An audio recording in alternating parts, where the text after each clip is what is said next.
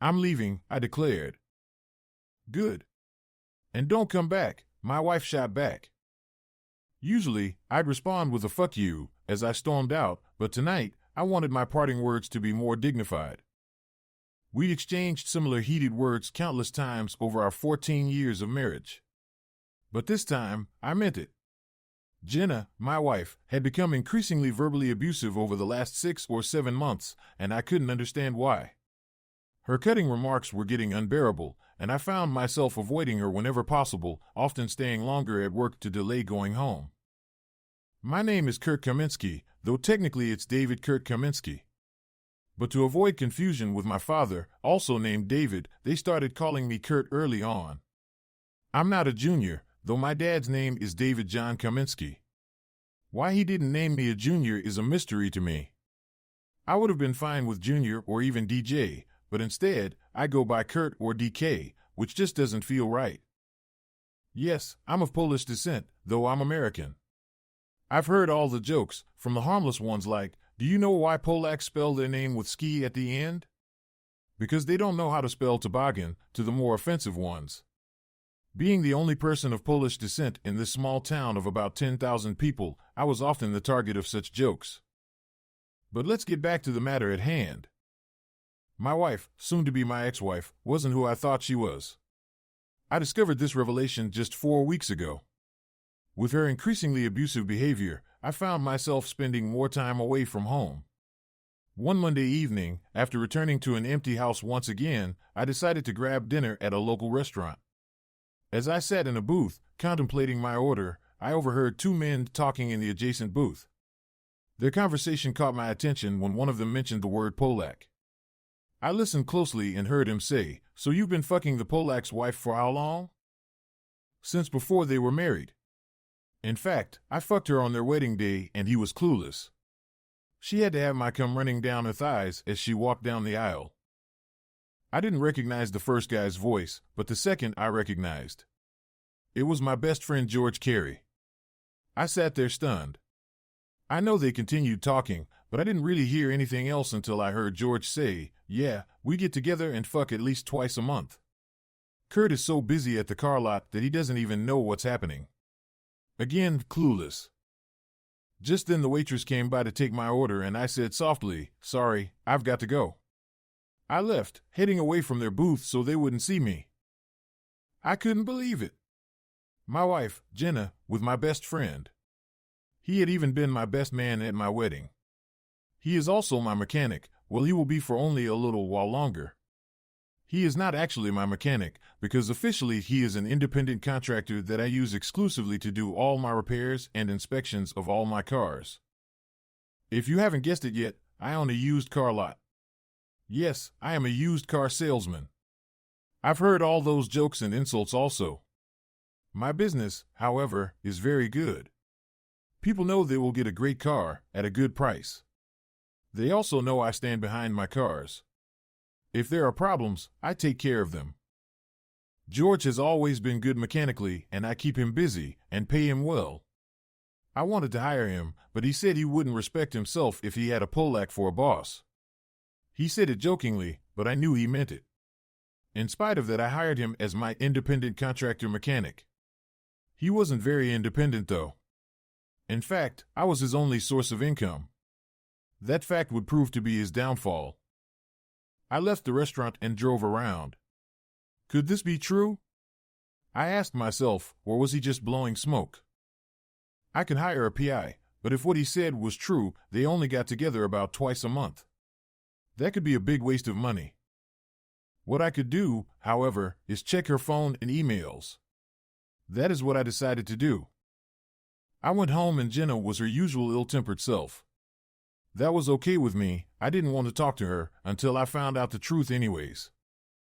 After she went to sleep on her side of the bed, I got up and checked her email. There was nothing there that looked suspicious. Her phone was password protected, but it didn't take me long to determine that our daughter's birth date was the code. I saw a few texts that could be taken the wrong way, if I was so inclined, but none to or from George. His name was in her contact list, but again, he was my best friend, so that wasn't too unusual. Maybe he was just talking out of his ass. I thought. However, her attitude lately really got me thinking that there had to be something going on with her. Maybe not with George, but maybe with someone else. I went to bed and tossed and turned, trying to get to sleep. It came sometime after 2:43 a.m., because that was the time that was on the clock the last time I remember looking. The next day, at the car lot, George came in and made some Polish joke. This was not uncommon for him. I usually just laughed a slight laugh and then let it die. Today, however, I lit into him. George, what do you even know about Poland? I bet if I laid out a map of the world you couldn't even point to it. You make jokes, like all Polacks are dumb, but I bet they could point out the U.S. on a map and maybe even our state. Why don't you just get to work? George looked at me and didn't know what to say. He knew I was right. He couldn't point to Poland if his life depended on it. George was never one of the book-smart people. He was good-looking, had street smarts, and knew his way around an engine, but he was never college material. I guess that's why he hung around with me in high school. I helped him with his homework so he could at least graduate. Now I was beginning to rethink my choice in friends. He was making me rethink my choice in a wife. I went into my office, closed the door and stewed, thinking of how I could get proof of what may be going on. I couldn't confront either of them, they would just deny it. I needed proof. I called a private investigator in Santa Fe. I told him of my concerns. He said, with it happening only about twice a month, it would be too expensive to tail them. You could put a tracker on your wife's phone. At least you'd know where her phone is whenever you checked. You could also set up cameras in your home, but unless you buy the really good ones, and by good I mean expensive, they'd probably be found. Even with the expensive ones, unless your wife is unaware of her surroundings, she would probably notice something different. I guess, if I were you, I'd put a tracker on her phone and hope to catch them in a motel or something. I got his recommendation for the tracking software and told him I'd be sending him a check for all his help. I haven't done anything, you owe me nothing. He said, all the information I gave you could have been obtained off the internet. Well, I called you for your expertise and you supplied me with good information, so expect a check in the mail. If you're ever in Silver City, stop by Kaminsky's car lot and say, hi. I typically don't get down to that part of the state, but if I do, I'll look you up. He said, and I could tell he meant it. Part of why I was successful at selling cars was because I made people feel appreciated. I learned early in life that people need to feel that who they are and what they do matters. I looked up the tracking software and decided that I could do at least that. Then I looked up the camera and felt he had been right. He saved me money, time, and the embarrassment of getting cameras that I had no doubt Jenna would notice. That night, after everyone was in bed, I got up and downloaded the tracking app to her phone and synced it with my phone. It would run in the background without her knowledge. I slept easier that night. The next day at work, I checked the app periodically. She was at her part-time job at the university bookstore, where she worked about 15 to 20 hours a week. She often referred to the money she earned as her mad money and spent it on things like salon visits. Later, she was at the grocery store, and then she returned home. George was in and out throughout the day, but whenever Jenna was home, he was at work, so I felt confident that nothing had happened that day. That night, I decided to try to be nicer to my wife and daughter. Jenna seemed to respond a bit better when I suggested going out to eat at Revel Restaurant. Carrie, however, displayed her typical 13-year-old reluctance to be seen with her parents. Despite her reluctance, I insisted, and she reluctantly joined us. Dinner went smoothly. I casually mentioned George in conversation, and Jenna seemed momentarily distant before swiftly changing the subject when she noticed my gaze, which only heightened my suspicions. I wished I knew whether George's claims were true. I needed some way to find out. I didn't bother checking her phone that night. My attempts to check her phone calls or texts hadn't yielded any results, suggesting she was either deleting them promptly or not making them in the first place. As we got into bed, I thanked Jenna for joining me for dinner. She returned the sentiment, and her expression hinted at the possibility of intimacy later that night. It had been a while since we'd been intimate, given our recent strained relationship. Jenna finished her nightly routine in the bathroom and joined me in bed, cuddling up next to me. I had conflicting feelings about the prospect of being intimate with her. If she had been cheating, did I want to engage in intimacy with her? I decided to let her take the lead, and if she initiated, I would reciprocate. I wouldn't be the one to initiate intimacy until I had concrete proof. We did end up being intimate, but it was rather mundane, not worth delving into further. At least I found some release. Throughout the rest of the week, I continued to monitor her phone's location and found nothing suspicious. On Saturday night, after she fell asleep, I checked her phone for texts or calls, but once again found nothing incriminating. I was starting to convince myself that George had fabricated the whole thing to impress someone, as he had a history of exaggeration dating back to high school. I returned to bed but found myself unable to sleep, tossing and turning as my subconscious nagged at me. Eventually, at 2 a.m., I gave up and went downstairs for a drink. Sitting there with a glass of Jack Daniels and Coke in one hand and her phone in the other, I decided to check her phone again, using our daughter's birth date as the password. Then it dawned on me like a sudden revelation. Our daughter's birth date held the answer. Her pregnancy had been fraught with difficulties. There were moments when we feared we might lose her. Something about her RH factor not aligning with my wife's. It felt like my wife's body was rejecting the child within her. She even had to endure bed rest during the final 3 weeks of her pregnancy to ensure she carried the baby to full term. Thankfully, Carrie arrived healthy, exactly 9 months after our wedding day. It was a joyous occasion, but she proved to be a challenging baby, constantly crying, refusing to adhere to a nap schedule, and struggling to nurse. By Carrie's second year, my wife made it abundantly clear that we would not be having another child. While it saddened me, the truth was that the baby was draining the happiness from our lives. I recalled the significance of Carrie's birth happening precisely 9 months after our wedding day. They often call such babies wedding night babies because they are conceived either on the wedding night or during the honeymoon. A realization struck me. If George's claims were true, there was a strong likelihood that Jenna was already pregnant before our supposed wedding night. Jenna had been on birth control pills. No, we hadn't waited until marriage to engage in sexual relations. In fact, it was a significant part of our relationship. The doctor suggested that the stress of the wedding might have interfered with the effectiveness of the pill. If it failed on that night, it likely failed on other occasions. I knew what I had to do. There was a 50% chance that I wasn't Carrie's biological father. You know the saying, the early bird catches the worm. Well, in George's case, it seemed he might have been the early bird. Perhaps in his case, the saying should be, the early worm catches the bird. I got out of bed and went to the bathroom, grabbing some Q-tips. I entered Carrie's room. She was in a deep sleep, snoring softly with her mouth open. It was simple to swab the inside of her cheek without waking her. I repeated the process for myself. If the test revealed that Carrie was indeed my biological daughter, it would still raise questions about Jenna's faithfulness. But if Carrie wasn't mine genetically, then things were about to get messy. Sunday was designated as a day for household chores, and we each had our tasks to complete. I took my time, trying to limit my interactions with Jenna and Carrie. Controlling my emotions was challenging, and I didn't want to give anything away. Throughout the day, I felt a mixture of anxiety and apprehension about the impending revelation. It weighed heavily on my mind.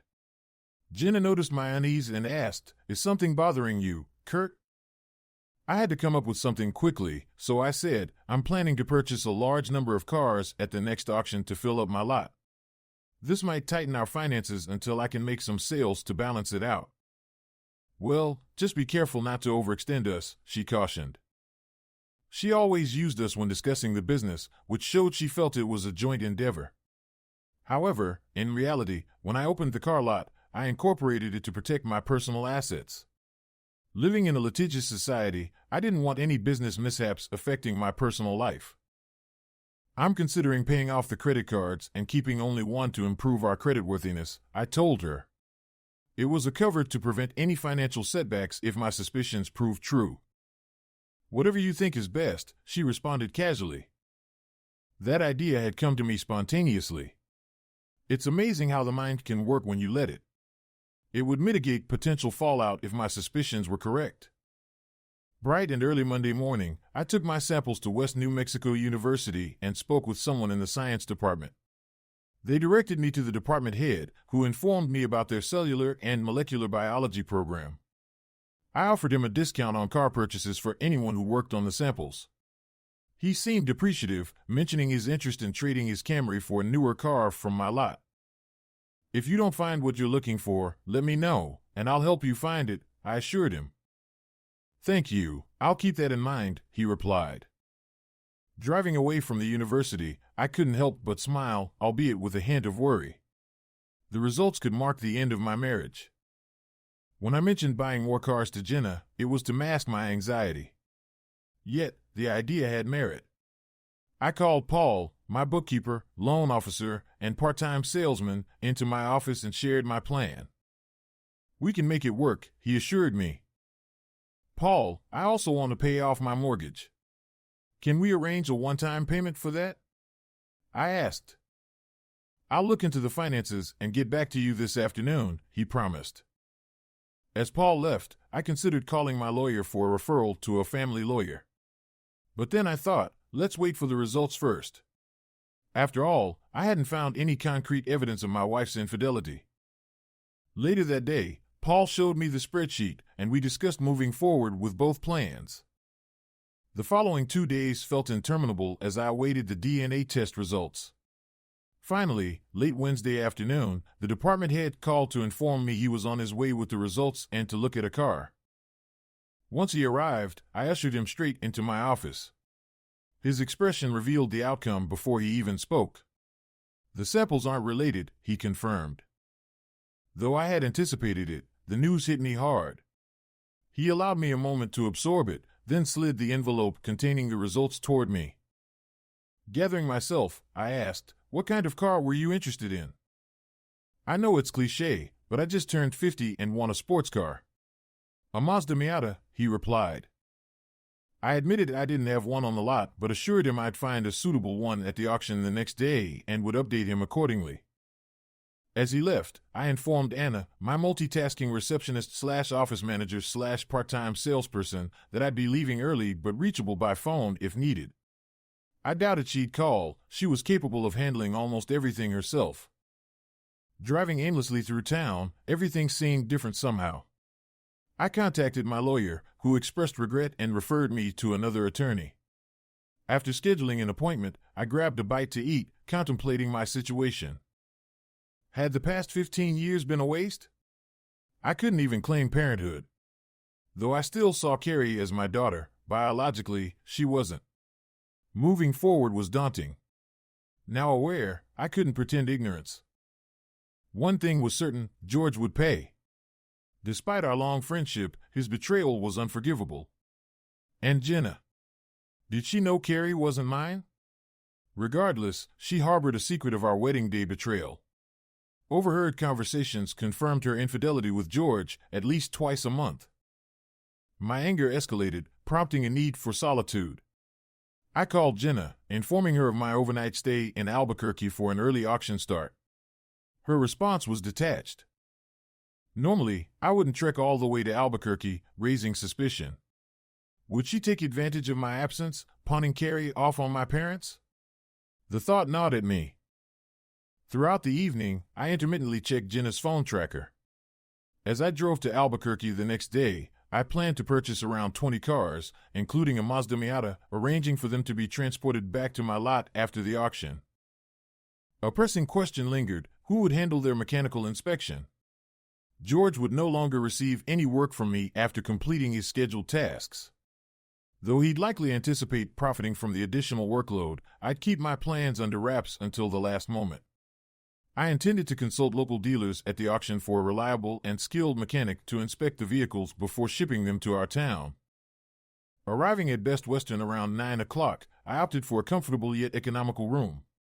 Simple pleasures sufficed for me. Upon checking Jenna's phone tracker, I found she was still at home, or at least her phone was. Sleep eluded me that night as I mulled over Jenna's actions. How could she justify betraying me on our wedding day and engaging in an affair thereafter? Reflecting on our marriage, I realized it was far from perfect, but I had believed in our exclusivity. Yet, my naivety was shattered by the reality of her infidelity. The struggles we faced, especially with Carrie's difficult birth, thwarted our plans for a family. Learning that George was behind our hardships made it all the more bitter. Frustration and anger boiled within me. I knew I needed to calm down to rest. Distracting myself with a comedy show, I finally drifted off around 11 o'clock, anticipating the long day ahead. The auction proved fruitful, with excellent cars obtained at competitive prices. While a Mazda Miata wasn't available, I inquired with other dealers, finding 2 options, one red, one black. I arranged potential trades pending confirmation of my client's color preference. Absolutely, they assured me, just provide us with the details of your inventory, and we'll make it work. Attending this auction more frequently seemed like a wise decision. The camaraderie among fellow businesspeople in the same industry sparked my enthusiasm to expand. It provided a welcome distraction from my personal woes. Later that day, meeting with the lawyer yielded discouraging news.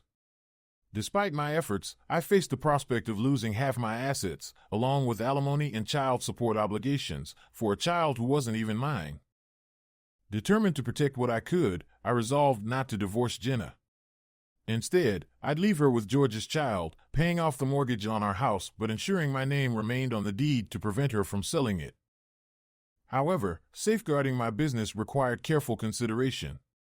It was incorporated, yet vulnerable to potential losses. Consulting my business lawyer became essential. Returning home exhausted, I declined dinner and retreated to bed after a shower, finding solace in the routine of daily life. Morning brought renewed vigor and purpose. I dove into work early, planning and strategizing before Jenna or Carrie even awoke.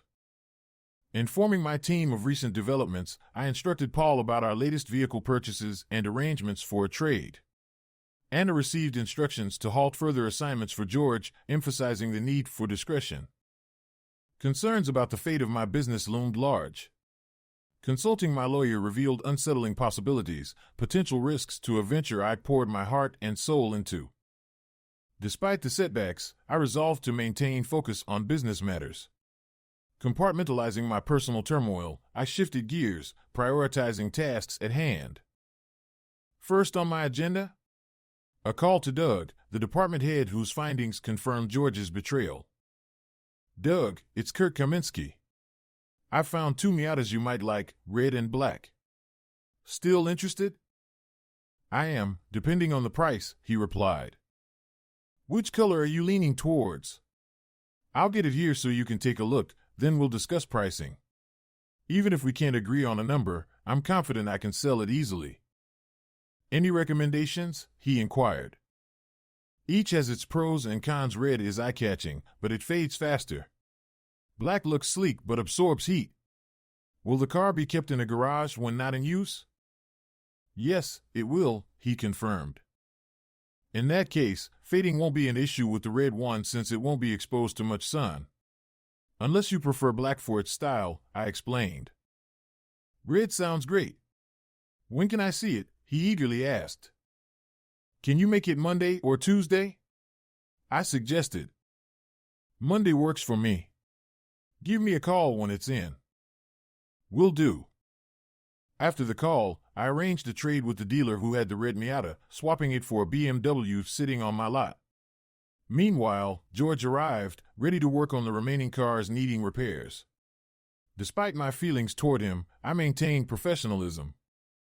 Over the weekend, I distanced myself from Jenna, focusing on chores and errands.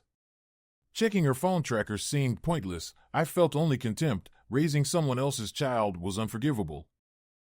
Back at the car lot on Monday, I informed the Albuquerque dealer that I'd be driving up to pick up the Miata, arranging to meet for lunch.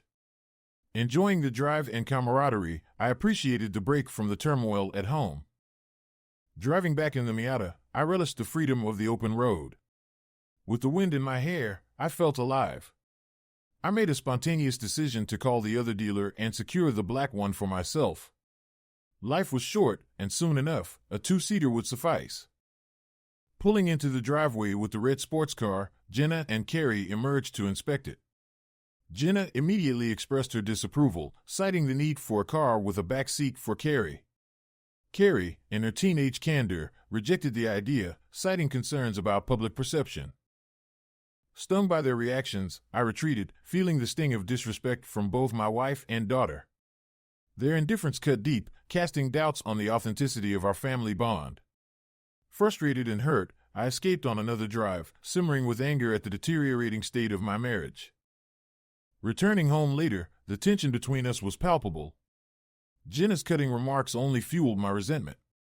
It seemed her association with George was poisoning our relationship, influencing her behavior and attitudes. Fed up with the toxicity, I lashed out, igniting a cold war within our household. The following day, I shifted my focus to business, inviting Doug to inspect the Miata. Pleased with the car, he expressed interest in a potential future deal, highlighting the possibility of a university contract. As Doug left, a glimmer of hope emerged amidst the turmoil, offering a ray of light amid the darkness of my personal life. Always grateful for the business, and you know I'll make it worth their while, I assured Doug. I'll have Jim reach out to you later this week. Thank you, I replied. Building my business meant treating people right and acknowledging their support. When my lawyer called on Wednesday, I eagerly agreed to meet.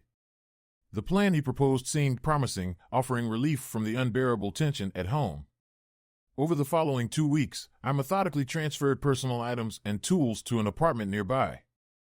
Meanwhile, George grew impatient for the arrival of the cars, eager to bill me for the work.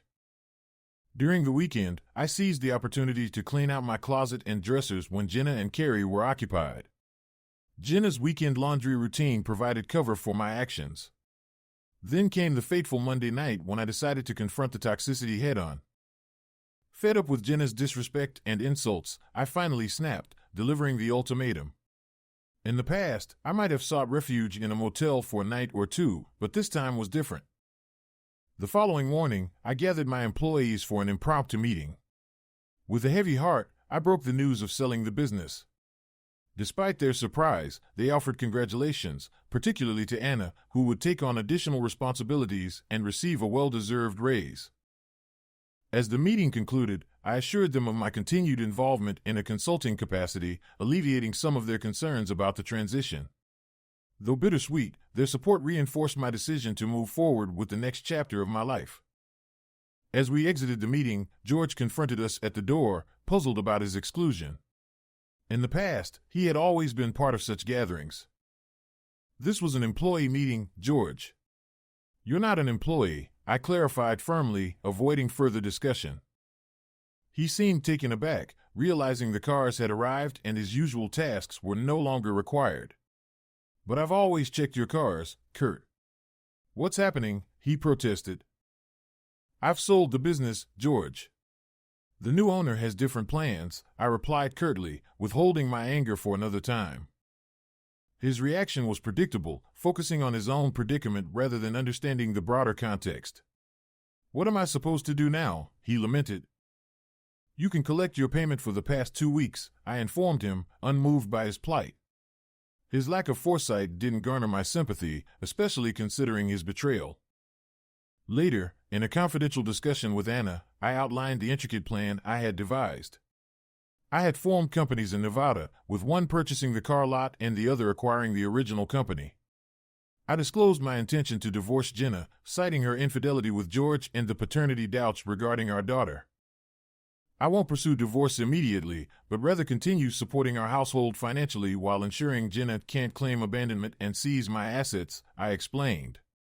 The convoluted arrangement of selling the business twice was designed to thwart any attempt by Jenna to claim ownership. Seeing Anna's reaction, a mix of shock and determination, affirmed my trust in her. Despite the turmoil, her resilience remained unwavering, a quality I deeply respected. I've taken care of everything, Jenna. You don't need to worry about it, I assured her, trying to keep my tone neutral despite my frustration. Okay, she replied hesitantly. When will you be back? I'm not sure yet. I need some time to clear my head, I said, avoiding specifics. All right, she said softly, sensing the finality in my voice. We exchanged a few more words before ending the call. As I drove on, I couldn't shake off the mixed emotions swirling inside me. On one hand, I felt a sense of liberation from the burdens of the past. On the other hand, the uncertainty of the future loomed large. Arriving at my destination, I parked the car and took a moment to collect myself. The journey ahead seemed daunting, but I knew I had to press on. With a deep breath, I stepped out of the car and faced a new chapter of my life. I appreciate that, Anna. Thanks for looking out for me, I said sincerely. Anytime, Kurt. We're in this together, she replied warmly. After ending the call, I took a moment to reflect on Anna's words. Despite the turmoil in my personal life, it was reassuring to know that I had loyal friends like her. As I went about my business in Albuquerque, I couldn't shake off the feeling of liberation that came with letting go of toxic relationships. Although the road ahead was uncertain, I felt a sense of empowerment knowing that I was taking control of my own destiny. With each passing mile, I left behind the echoes of my old life and embraced the promise of a new beginning. And as I drove into the sunset, I knew that whatever challenges lay ahead, I would face them with courage and resilience, surrounded by those who truly cared for me. I disconnected the call, contemplating whether to reach out to my wife, Jenna, or the man she betrayed me with, George. But then I decided against it. Let them stew in their own mess. Entering the car lot office, I found the owner awaiting me. "I've brought that Audi we discussed. Are you interested in making a trade?" I inquired. "Let's have a look," he replied. Inspecting the Audi, he seemed impressed by its condition, both inside and out. "This is a fine vehicle. I could sell it quickly. Are you sure about the trade?" "It seems like I'm getting the better deal here," he remarked. "I'm not here to make a profit. I just want a sports car," I replied. "You can return the favor someday." Half an hour later, I was back on the road, enjoying the breeze with the top down. Deciding to head north, I drove toward Santa Fe. Over the next 2 weeks, I explored northern New Mexico, Arizona, southern Utah, and Colorado. I stayed close in case Anna needed assistance, but when it seemed she had everything under control, I decided to venture westward. Despite my travels, the incessant phone calls persisted. Initially annoyed, then apologetic, and finally devolving into outright anger. I listened but remained unfazed. Even when George called to criticize me for leaving Jenna and Carrie, I couldn't help but laugh. One call from my lawyer stood out. Jenna was threatening to file for abandonment. I reassured him, revealing I had a recording of our conversation where she told me not to come back. As I journeyed across the Southwest in the Miata, I encountered countless curious glances and even some flirtatious advances, which I politely declined. Despite the discomfort of the car, I found joy in the adventure. From Reno to Lake Tahoe, along the California coast, through Napa Valley and Yosemite, down to San Diego, across Death Valley, and finally to Vegas and Phoenix, I embraced the freedom of the open road. During my journey, I took my time, stopping at various car lots to chat with owners and share stories. Some were amazed that a guy in his late 30s could just hit the road and travel around. After about 3 months and 8,000 miles, I decided it was time to return to Silver City. Pulling into Bezradny Auto, I was greeted by my entire team, including a few new faces. They warmly welcomed me back. Heading into Anna's office, which used to be mine, her face lit up with a huge smile as she got up to give me a hug. We talked for a while, and then I asked, could we all go to Wrangler's for a meal and drinks? "Can you close up shop at 5 o'clock? It was 3 o'clock at the time, and I had a few errands to run. "Absolutely, I'll make sure of it. Everyone will be there," she replied. After bidding farewell, I promised to meet them in 2 hours. The team seemed in good spirits. I visited my lawyer, who informed me that Jenna had attempted to claim abandonment to seize my assets, but he managed to thwart her efforts. We discussed our next steps. At 5 o'clock, I met the crew at Wrangler's. We had a fantastic meal and caught up with each other. As the evening wound down, and it was just Anna and I left, she looked at me and said, "You may think you're helpless and clueless, Kurt, but you're wrong. You simply trusted the ones you loved." I met her gaze. "So, you figured it out?" "Yeah, it took some time, but your choice of the new business name gave it away." It nagged at me until I pieced it together. The jokes about being the Polak don't define you. They're an insult to your heritage and who you truly are. Thank you, Anna. You're the main reason I returned. I needed to see how you were managing in my absence. I'm proud to see you didn't fill my shoes, you created your own. I had a great mentor, she acknowledged with gratitude. We hugged, and she headed home to her husband, a genuinely fortunate man. I returned to the apartment I hadn't visited in 3 months. It felt stale, so I opened the windows to let in the fresh evening air. Grabbing a beer, I sat on the deck overlooking the pool, reminiscing about Jenna and our shattered dreams. Glancing at the clock, which read 8:30, I realized it was time for the showdown. I jumped into my Miata and drove to my house, technically still mine since I bought it before marrying Jenna, and my name was the only one on the deed. Arriving at the driveway, I was disappointed to see the unkempt yard. Knocking on the door, it swung open, revealing Carrie. Her eyes widened, and she exclaimed, "Dad?" She stuttered and then shouted, "M.O.M." From the kitchen, Jenna's stressed, shrill voice replied, "What is it now?" Carrie continued to stare at me, loudly saying, "Dad." Jenna appeared around the corner, spotting me, and yelled, "Where the hell have you been?" In response to her shouting, I chose to answer calmly, "Traveling." Just then, George emerged from the bedroom area in just his boxers. "Oh," I remarked, "the whole family is here, Mom, Dad, and child." "What the hell are you talking about?" Jenna retorted. "I assume George has moved in to take my place. After all, it is rightfully his," I stated. Jenna looked at me with a puzzled expression, while Carrie added, "He lost his apartment after you fired him, and Mom needed a man to help pay the bills and take care of the other duties around here, since you just left." Her voice dripped with vitriol. "Well, young lady, you seem to be misinformed," I corrected her, knowing she hated it. "George was never my employee, at his insistence, so I couldn't have fired him. As for the bills, all the utilities are auto-paid, as well as the car insurance." "What about the groceries and gas in the car?" Jenna shouted. "You had a job. Did you lose it?" "I know before it was just your mad money, but it was enough to buy groceries and gas while I was gone," I replied. "So, you think you're going to come back and just move right back in?" Jenna challenged. "No, I'll wait until you and your lover can find a place," I retorted, noting their apparent relationship and Carrie's apparent acceptance of it. "I'm not moving out of my house," Jenna insisted. "Correction, this is my house. It was mine before we got married, and my name is the only one on the deed," I countered. "Well, you left, so now it's mine," Jenna asserted. "The law doesn't work that way. Since I have been paying the utilities and the taxes, I am still the rightful owner, and although I was gone for a short period of time, I still own it. Don't worry, I'll give you 2 lovebirds until the end of next month to find a place. Just make sure you take your daughter with you." "What do you mean, your daughter?" "She's our daughter," Jenna protested. Truer words could not be spoken, I replied with a grin. Jenna looked puzzled.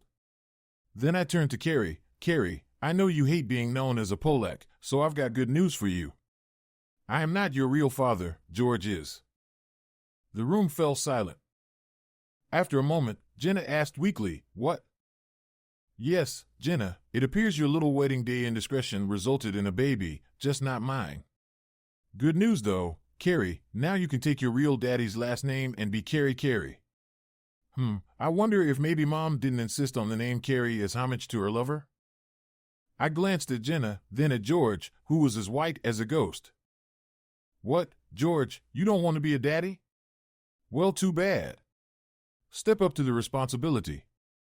Look at it this way, though, it's only for about 4 more years, oh, and then college," I remarked.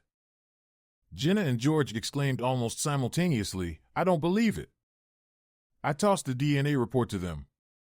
"See for yourself." They grabbed it, glanced at it, and then both fainted. "Carrie, let the lovebirds know that your mom will be served divorce papers sometime next week, along with an eviction notice," I instructed, then turned and walked away.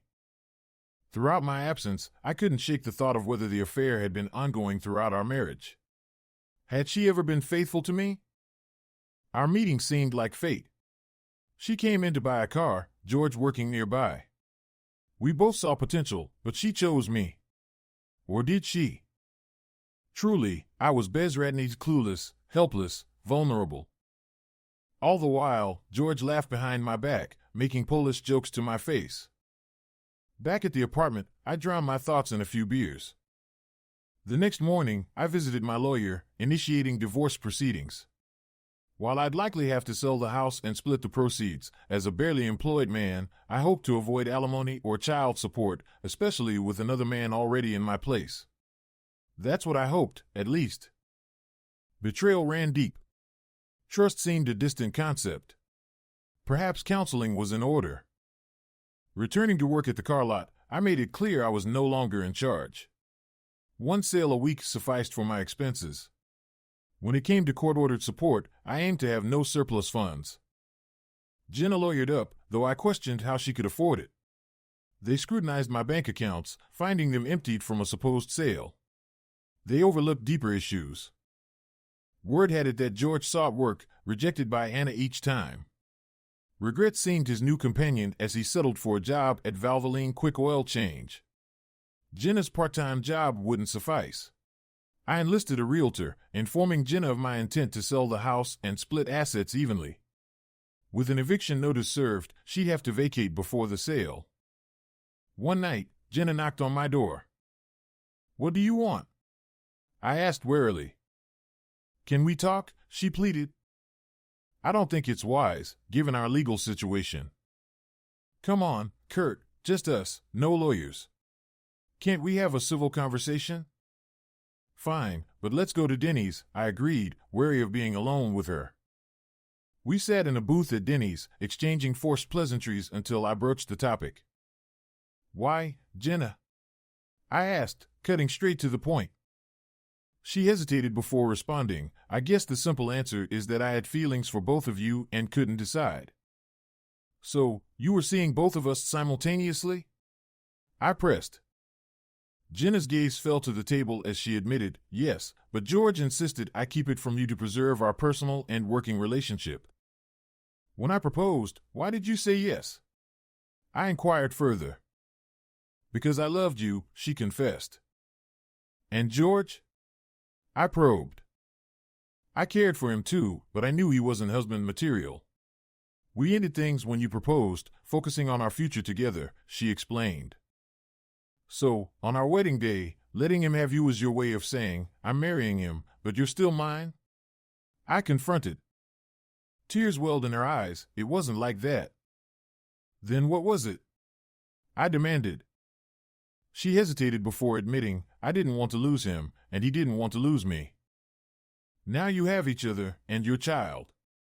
And the name you picked for her, clever move." "It took me 3 months on the road to realize it," I remarked bitterly. "I didn't know Carrie wasn't yours, truly, I didn't," Jenna pleaded. "Your words are nice, Jenna, but I question if you understand love. I loved you completely, but now all I feel is contempt," I declared, sealing the fate of our relationship. Her expression confirmed the finality of our conversation. "There's one more thing," I pressed on. "What changed about a year ago? Your attitude toward me shifted drastically." Her face flushed with embarrassment and anger. "George suggested a threesome, without you. I might have considered it if you were involved, but we couldn't arrange it. His insistence soured me against you," she confessed. "I know it's strange, but I believed I could have both of my men love me together, and I resented you for not being the type to agree to it," Jenna admitted. "Did you ever go through with it?" I inquired. "No, I considered it, but then you left and my world fell apart," she confessed. "Well, now you're free to do as you please." "Your actions are no longer my concern," I replied, signaling the end of our conversation. We settled the bill and went our separate ways. 4 months later, we stood before a judge, and our divorce was finalized, with George in attendance. Exiting the courthouse, Jenna suggested, "Shall we grab a drink, for old time's sake?" "Sure," I agreed, though the resentment still lingered. I thought to myself, this is the last time I'll have to be around them. Let them enjoy each other's company. They deserve it. and Jenna will have to adjust to a lower standard of living. Okay, maybe the resentment hadn't completely disappeared. We headed to Wrangler's, and as we approached, I couldn't help but think, this is like the setup to a joke: a cheating woman, a disloyal man, and a Polish man walk into a bar. Gus, the bartender, greeted us warmly, having become a friend after I sold him a classic car. Despite the joke, I felt respected in his establishment.